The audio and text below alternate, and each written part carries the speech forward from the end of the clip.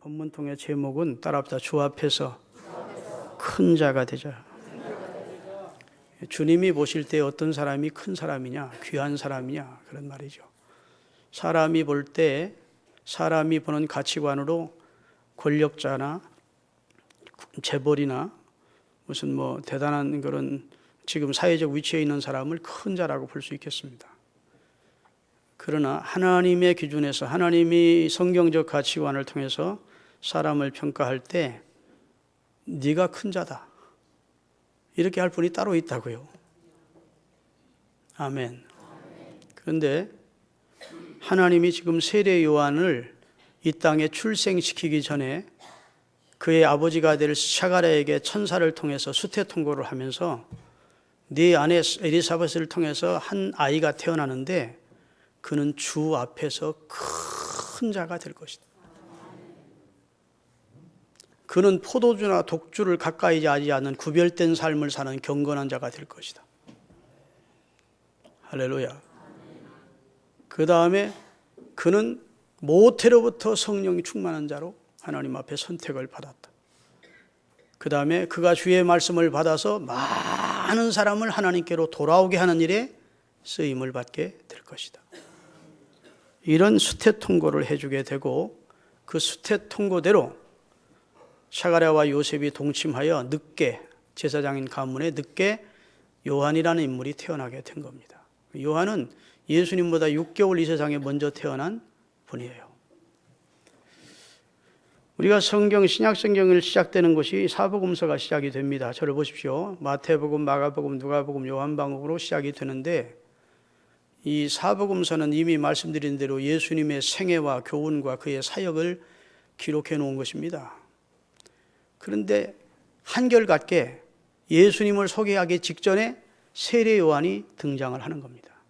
사복음서 모두 세례 요한의 출생부터 등장이 돼요.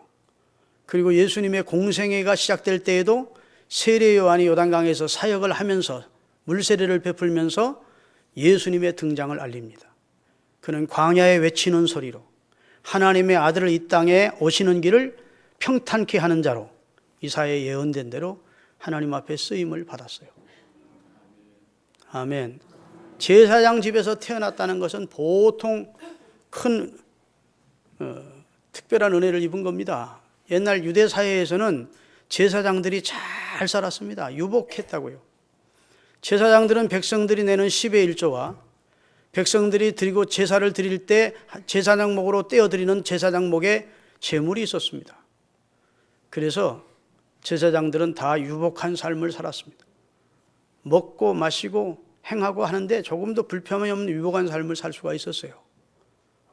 자, 요한이 제사장의 아들로 태어났으니까 유복한 삶을 누릴 수 있는 자격이 있습니다. 그런데도 불구하고 그는 나면서부터 성령이 충만했고 자기가 왜 이 땅에 보내심을 받았는지 부모를 통해서 수태통고로의 내용을 들었습니다. 아, 나는 메시아가 오는 길을 첩경을 평탄케 하는 사람이고 메시아가 옴을 알리는 사람이고 나를 통해서 메시아를 많이 믿어 주님 하나님께로 돌아오게 하는 사역을 감당하라고 하나님이 나를 이 세상에 보냈구나. 아멘. 자기 사명을 깨달았고 자기를 소명하신 하나님 그리고 자기에게 어떤 일을 맡기셨는지를 사명을 바로 알았습니다. 그래서 자기 집을 나와요. 부모의 허락 속에 나왔겠죠. 그래가지고 유대 나라에 가보면 유대 광야라는 광야가 있습니다. 예수님이 바로 그 유대 광야에서 40일을 금식을 하신 겁니다. 그 유대 광야라는 크지 않은 작은 광야가 있는데 그 광야로 세례 요한은 어렸을 적 좀 철들자마자 들어가서 약태 토롯을 입고 자연인으로 살아가는 겁니다. 약태 토롯을 입고 음식은 메뚜기 잡아먹고 석청, 꿀, 벌 있으면 꿀 따다 먹고 이러면서 기도 생활, 고행 생활, 연단 받는 삶을 살았습니다. 그러면서 하나님이 자기를 쓰실 때를 준비했습니다. 믿습니까? 다시 말해서 심약한 심령으로는 주의 사역을 감당 못하지요. 하나님이 빈들로 보내서 그의 심성을 강하게 하십니다. 영역을 부어주십니다. 그래서 심령으로 강건케 한 다음에 하나님의 사역을 감당할 수 있게 해주신다고. 만약 세례 요한이 그런 훈련 과정이 없었더라면 바리새인들과 서기관들을 향하여 당시 종교 지도층을 향하여 독사의 새끼들아 이렇게 할 수 있는 담력이 없었을 거예요. 하나님의 주시는 성령의 능력과 권능이 그에게 충만했었기 때문에 당시 썩어빠진 종교 지도자들에 대해서 강하게 책망할 수 있었고, 헤롯이라는 대왕에 대해서도, 헤롯 왕에게 대해서도 강력하게 질책할 수 있는 용기와 담력이 그에게 있었던 것은 그가 빈들에서 훈련을 받았기 때문입니다. 다시 말해서 하나님에 의해서 신앙적으로 성숙되어졌다고요. 네, 이런 과정을 밟고 있던 그에게 하나님의 말씀이 임하게 됩니다. 누가복음 3장 1절 2절을 읽겠습니다. 같이 읽겠습니다. 디베rio 황제가 통치한 지 15해. 여러분, 디베리오는 로마어로 말하면 티베리우스를 말합니다. 티베리우스 로마 황제가 로마를 다스린 지 15년 되던 해에 그 말입니다. 지금은 세계에서 가장 강력한 패권 국가를 이룬 나라가 미국이지만 예수님 당시 이 성경이 기록될 당시에는 로마가 가장 강력한 패권 국가였습니다. 이스라엘도 그 주변 국가도 다 로마의 식민지였습니다. 그런 큰 나라의 황제 티베리우스가 소개가 되고 있습니다. 티베리우스가 로마 황제가 된 지 15년 차 되던 해에 이스라엘 전역을 통치하기 위하여 티베리우스 황제의 파송을 받아 본디오 빌라도가 총독으로 와 있었다. 자, 총독도 큰 자입니까? 작은 자입니까? 정치적으로 보면 큰 자입니다. 중근동 지역을 다 다스리는 총독으로 본디오 빌라도가 총독 관저에 와 있었고, 그 다음에 명목상 왕이지만 헤롯은 다 같이 읽겠습니다. 헤롯이 갈릴리의 지역 왕이었고, 헤롯 대왕이 예수님이 태어날 때 헤롯이 있었어요. 그 대왕이 죽은 다음에 삼형제에게 나라를 세 쪽으로 나눠 주었습니다. 그때 큰형 헤롯에게는 갈릴리 지역을 분봉왕으로 주었고, 두 번째 헤롯 빌립에게는 이두메와 고라니서 지방의 분봉왕 지역왕이 되게 했고, 누사리아는 아빌레네의 분봉왕으로 있었다. 다 그들도 왕으로서 큰 자들을 소개하고 있습니다. 그 다음에 종교적으로 가장 유대 사이의 큰 자가 누구였느냐?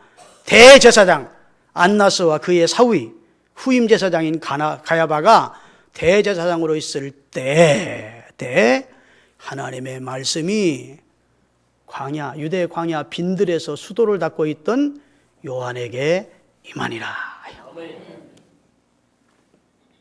자, 세속적 시각으로 볼 때는 다 큰 자들이 소개됩니다. 그 중에 가장 작은 자가 누구요? 요한이죠. 당시 요한은 무명의 사람입니다. 더더군다나 사람도 없는 광야에 들어가서 수도하고 있는 중이었습니다. 그런데 말씀이 누구에게 임했어요?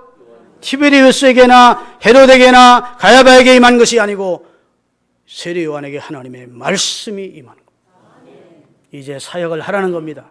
내 아들 예수 그리스도의 길을 평탄케 하라는 것입니다. 내 아들 예수 그리스도를 전하라는 겁니다. 회개의 복음을 전하라는 겁니다. 이 말씀이 세례 요한에게 임한 거예요.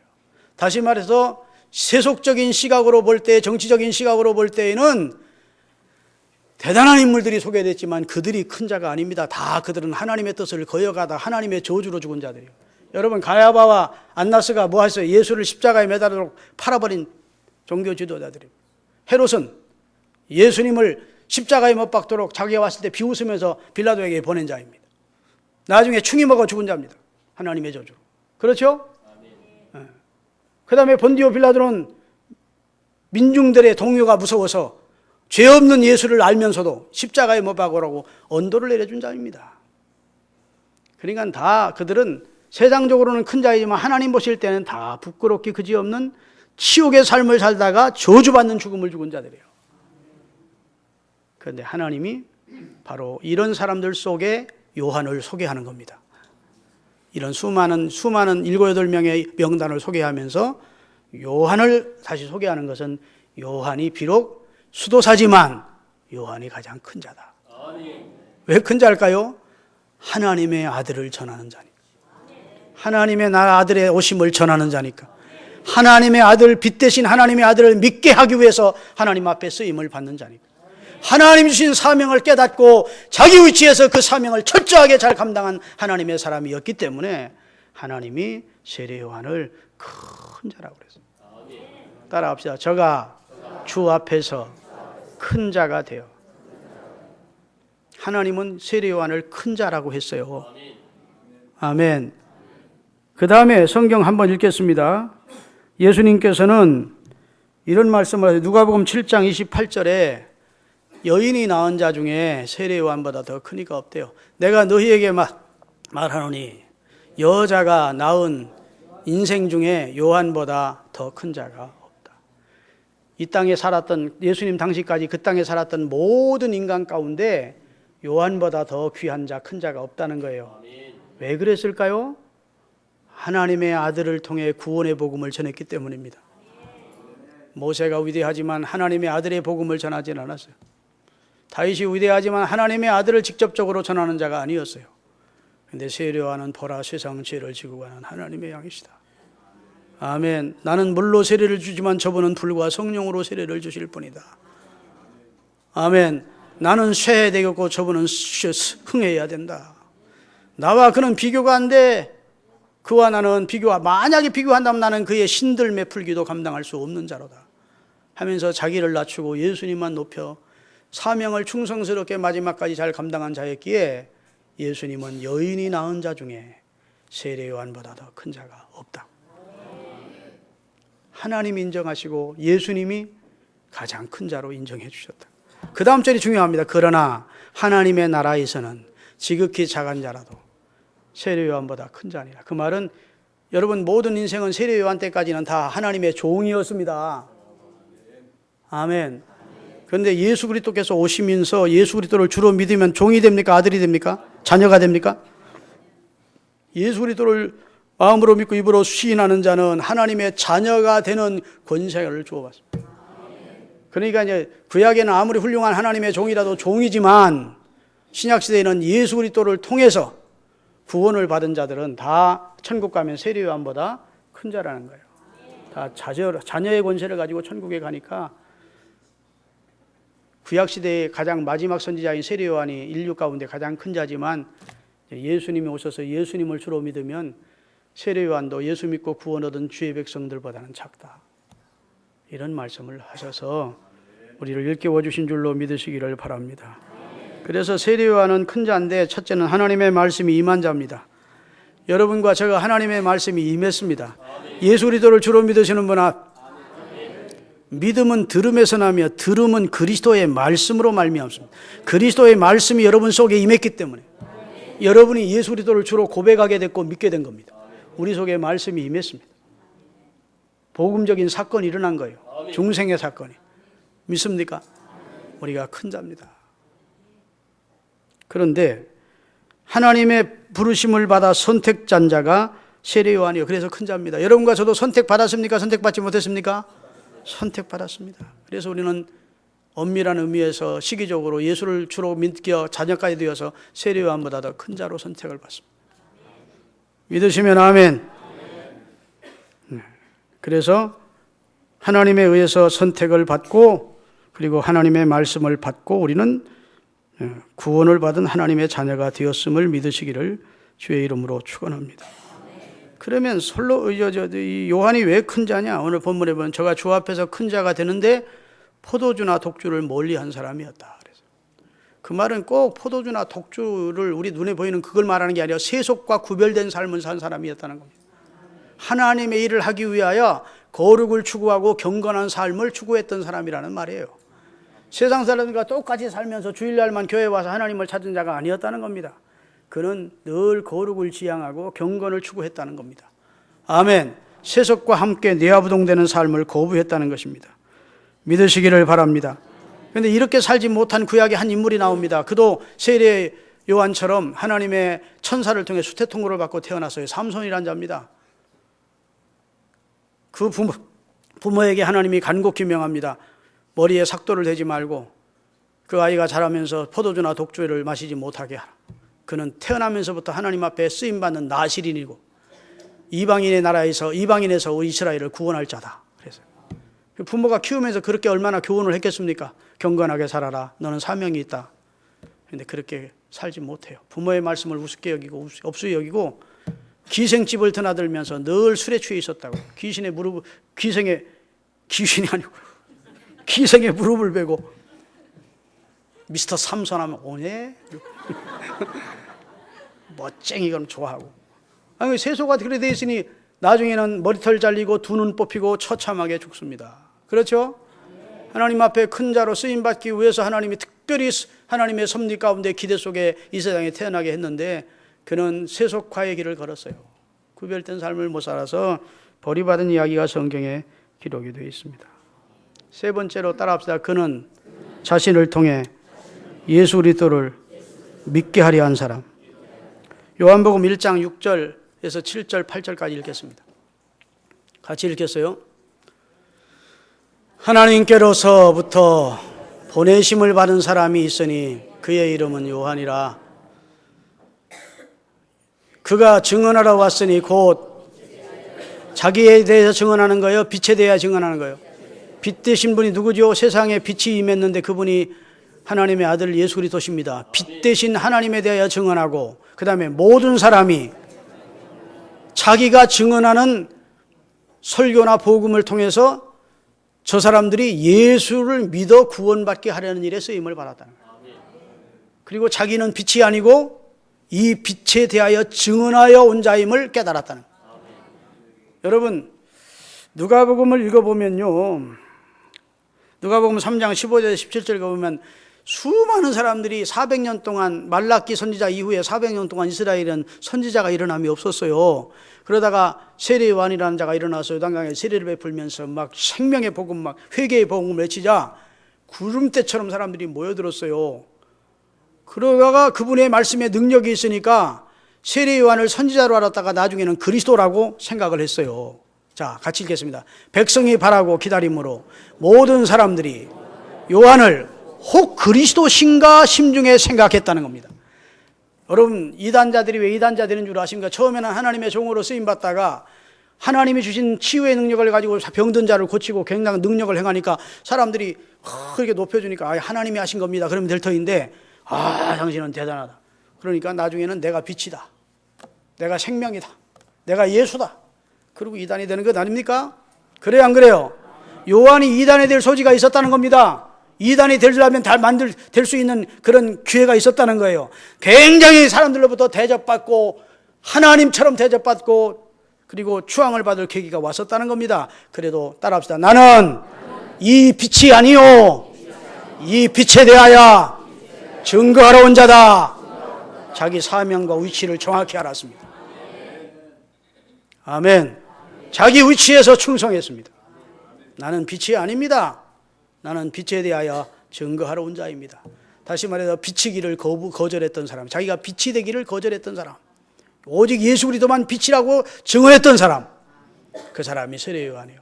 한마디로 말해서 자기를 소명하신 분이 하나님인 줄 알았고, 선택하신 분이 하나님인 줄 알았고, 자기가 왜 이 땅에 보내심을 받았는지 사명을 깨달았고, 자기 사명에 헌신 충성하다가 하나님 앞에 선 자이기 때문에 예수님은 가장 큰 자라고, 하나님은 주 앞에서 그가 큰 자라고 증언을 해 주신 줄로 믿습니다. 아멘. 여러분, 교회의 직임이 높다고 큰 자가 아니에요. 어느 위치에서든지 자기 직분을 성실하게 감당하는 자가 큰 자입니다. 자기 위치를 지키고 자기 사명을 분명히 캐치한 사람, 그리고 주의 일에 사람이 알아주든 몰라주든 헌신하는 사람이 큰 자입니다. 하나님이 인정하시는 큰 자들이 되시기를 주의 이름으로 축원합니다. 맡겨진 직책에 충성하는 자가 큰 자입니다. 여러분, 고당 조마식 장로님이라는 분의 이름을 들어보셨을 겁니다. 그분은 산정형교회 장로님이셨는데 우리 민족의 민족 지도자이죠. 우리 민족을 이끈 지도자 가운데 한 분입니다. 그는 위대한 신앙인입니다. 그는 365일 새벽에 제일 먼저 교회를 나가셔서 손수 비와 걸레를 들고 교회 주변을 1시간 전에 청소를 하고, 교인들이 오면 겸손한 자세로 성도들을 맡고 그렇게 헌신하며 교회를 섬겼다고 그래요. 자기 집보다 교회를 더 사랑하고 아꼈다고 들었습니다. 그게 충성입니다. 하나님의 교회 직분을 맡으면 그렇게 하실 수 있기를 주의 이름으로 축원합니다. 명예직이 되면 자기에게 복이 안 돼요. 또 누가 선택될지 모르지만 여러분이 명예직으로 알면 본인에게 복이 안 됩니다. 교회도 영광될 수 없어요. 할렐루야.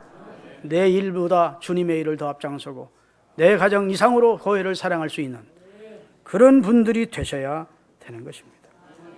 할렐루야. 여러분, 미국의 지미 카터 대통령을 여러분 아실 겁니다. 전 대통령이죠. 대통령 재직 수에도 자기 고향 조지아주 침례교회에 가서 주일학교 교사직을 감당을 했습니다. 그는 대통령 유세 중에 있을 때에도 한 번도 유권자들을 초대하면 나 찍어달라고 주일날 선거에서 하지 않고 주일날은 자기 고향 교회에 가서 주일학생들을 가르쳤어요. 대통령이 된 후에도 비행기 타고 자기 고향 교회에 와서 주일학생들을 가르쳤어요. 그는 대통령 재직 시에는 별 인기가 없었지만 대통령직을 물러난 후 지금은 더 존경을 받고 있습니다. 미국 사람들이 공경하는 세 사람의 인물을 해마다 꼽는데 그 인물 중에 꼭 지미 카터 대통령이 들어가요. 지금은 각 나라를 다니며 특사 역할을 감당하고 있음을 압니다. 그렇죠? 자기 일에 충성하는 거예요. 여러분, 와나메카라고 하는 분이 있습니다. 그분이 대통령이 당신 우리나라의 최신부 장관을 맡아달라 부탁을 했습니다. 그랬더니 자기가 있는 곳에서 백악관까지는 너무 멀어서 나는 주일날 내 교회에 와서 내게 하나님께서 맡겨진 직분을 제대로 감당할 수 없겠기에 나는 최신부 장관직을 사양합니다. 그랬다는 유명한 현 실화가 있습니다. 하나님의 일이 더 소중하다고 생각하는 그런 큰 사람들, 하나님 보시기에 큰 사람들이 되시기를 주의 이름으로 축원합니다. 충성은 단거리가 아니고 장거리예요. 제 뜻대로 안 되면 그만두는 것이 아닙니다. 끝까지 하나님 바라보고 충성하는 여러분들이 되시기를 바랍니다. 우리나라의 장로교를 전파한 최초의 선교사가 누구죠? 언더우드 선교사입니다. 그는 연세대학을 세우고 세문안교회를 세우고 한국의 수많은 장로교회를 개척한 하나님의 위대한 선지자입니다. 그는 미국 사람입니다. 아주 가난한 집의 아들로 태어났습니다. 교회에서 예배를 드리러 가면 하나님 앞에 드릴 헌금이 없는 겁니다. 다른 아이들은 헌금하는데 헌금할 수 없으니까 엉엉 울었다고 합니다. 울면서 하나님, 저는 저 일생을 하나님 앞에 드리겠습니다. 그런 마음으로 늘 기도를 하니까 주일학교 교사가 안타까워서 30불을, 당시 돈이 큰 돈인데 30불을 주었다는 겁니다. 주일날 일부씩 바쳐라, 헌금으로. 30불 달 떨어지면 또 얘기해라, 내가 줄 테니까. 그 다음 주일날 30불을 다 바쳤더래요, 언더우드가. 선생님이 불러다가 그 사유를 물은 겁니다. 책망하면서. 왜 그러느냐? 30주에 걸쳐서 일부씩 바치라고 했더니, 선생님, 돈이 있으면 과자도 사 먹고 싶을 것 같고 사탕도 사 먹고 싶을 것 같고 뭣도 사고 싶을 것 같고 자꾸 유혹받을 것 같아서 하나님 앞에 다 드렸어요. 그 소문을 그 교회, 언더우드 소년이 나가던 교회 장로님들이 듣고 당회를 열어서, 야, 이렇게 훌륭한 정신을 가진 아이라면 우리가 공부를 시켜서 선교사로 파송을 하자. 그래가지고 중학교 공부시켜주고 학교에서 고등학교 공부시켜주고 대학 공부시키고 신학대학 나오게 하고, 그리고 목사 안수 받은 다음에 철학 박사까지 받도록 대학원을 보여주고, 그리고 대한민국에 파견이 된 겁니다. 할렐루야. 그게 충성이죠. 충성. 하나님 앞에 이런 충성자들이 되시기를 주 예수의 이름으로 축원합니다. 마태복음 18장 4절 계속 또 큰 자가 있습니다. 성경에는 몇 가지가 있어요. 그러므로 누구든지 이 어린아이와 같이 자기를 낮추는 사람이 천국에서는 큰 자다. 따라합시다. 자신을 낮추는 자가 하나님 앞에서는 큰 자다. 자기를 겸손히 낮추는 사람이 진짜 위대한 자고 귀한 자고 큰 자입니다. 예수님은 하나님의 본체신데도 자기를 비워 종의 형체로 낮아지셨습니다. 아멘. 우리가 낮아지고 겸손해지지 않으면 주님을 못 만나요. 그래서 하나님은 일부러 낮추십니다. 하나님 만나게 하기 직전에는 사업이 망하게 해서 낮아지게 하시고 겸손하게, 질병으로 낮추시고 여러 가지 어려움으로 낮추시고, 그래서 그 속에서 주님을 체험하는 사람들이 너무 많다고. 꼭 여러분 자신을 낮추세요. 스스로 높이고 구렁이 재멈추듯 그렇게 스스로를 높이는 어리석은 자가 되지 않기를 주의 이름으로 축원합니다. 또 한 가지 말씀드립니다. 성경에 보면 섬기는 자가 큰 자예요. 마태복음 23장 11절입니다. 너희 중에 큰 자는 너희를 섬기는 자가 되어야 하리라. 여러분, 섬김을 받는 사람이 귀하고 높습니까? 섬김을 받는 사람이, 섬기는 사람이 귀하고 높습니까? 인간적으로 볼 때는 섬김을 받는 사람이 더 귀한 위치에 있는 거고 높죠. 근데 하나님의 시각은 다릅니다. 섬기는 사람이 진짜 존경을 받는다. 진짜 큰 자다. 그런 말이에요. 예수님은 허리에 수건을 두르시고 낮은 자인 제자들을 섬겨주시며 본을 보였어요. 마가복음 10장에 보면 인자에 온 것은 섬김을 받으려 함이 아니요 도리어 섬기려 하고 자기 목숨을 많은 사람의 대속물로 주러 왔다고 말씀을 하셔서 우리를 섬겨주신 것입니다. 이 시대의 진정한 리더십은 섬김의 리더십이에요. 직분을 맡게 되시거든 더 열심히 섬기시는 은혜가 있기를 주의 이름으로 축원합니다. 마지막으로 하나님 앞에 큰 자는 따라합시다. 화평을 도모하는 자. 화평케 하는 자는 복이 있나니 저가 하나님의 아들이라 일컬음을 받는다. 그 말. 하나님의 아들보다 더 큰 자가 어디 있겠어요? 진짜 큰 사람 되려면 화평케 하는 자로 살라는 말씀입니다. 예수님은 큰 분입니다. 그 가운데 그가 결정적으로 그분 자체가 큰 분이지만 그가 가장 우리에게 존경받고 우리에게 고마움을 우리가 갖고 그에게 감사하는 이유는 하나님과 우리 사이에 화목 제물이 되어 주셨기 때문에 하나님과 우리를 화목하게 만들어 주신 분이기 때문에 귀한 겁니다. 어떤 모임이든지 평화롭던 모임도 신입 회원 하나가 잘못 들어오면 그 사람이 일간질하고 이리 말 옮기고 저 말 옮기고 하면 그 단체가 깨집니다. 다 해산 직전에 있던 모임도 신입 회원이 하나 잘 들어왔는데 그러면 다시 화합하고 행복한 모임이나 단체가 되는 경우가 많습니다. 할렐루야. 이 얘기를 할까 말까? 우리 목사님들 한 10대 가정이 모이는 부부 모임이 있는데 나는 나중에 알았지. 목사님이 우리 모임에 들어와서 우리 노예가 너무너무 화목하고 행복하다. 깨지기 일보 직전이었다. 아무개 하고 늘 만나면 싸우는데 목사님이 와서 역할을 해주니까 윤활유 돌아가도 잘 돌아가고 다 그렇게 우리는 생각한다. 목사님은 귀하다. 지금 속에 뒤틀리는 분들이 좀 있을 거예요. 엊그저께는 우리 교회 장로 부노회장 되시는 황경석 장로님이 이제 여러 사람 임원들하고 같이 식사를 하러 저 식당으로 가면서 목사님은 특별한 탤런트가 있습니다. 모든 사람을 화목케 하는 역할을 목사님 하시는 걸 내가 수십 년 동안 지켜보면서 보았습니다. 에이씨, 결국 저 알아달라 소리. 내가 그 말 하는 게 할까 말까 한 거예요. 그런데 감사하게도 그 사람들이 나한테 좋게 보이려고 그런 게 아니라 진짜 그렇게 느끼는 것 같더라고. 여러분 좀 제발 그런 사람들이 되시기를 바랍니다. 이 사람 저 사람 이간 붙이고 전화질하면서 싸우시고 교회를 어렵게 하고 그런 사람 되지 마시고 누가 상처를 받았어도 싸매주고 화목해 해주고 행복한 그런 관계를 만들어가는 그런 이 피스메이커가 가장 위대한 인물이에요.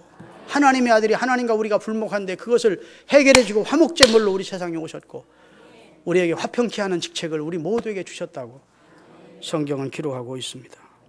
아멘. 성도는 두 가지 말에 신속해야 됩니다. 따라하십시다. 내가 잘못했습니다. 또 하나는 괜찮습니다. 이해합니다. 꼭 그렇게 말할 수 있기를 바랍니다. 잘못한 것 같으면 제가 미안합니다. 잘못했습니다 하고 괜찮습니다. 얼마나 이해합니다. 그럴 수 있죠. 이 말하면서 행복한 가정, 행복한 직장, 행복한 교회를 만들어 가실 수 있기를 주의 이름으로 축원합니다.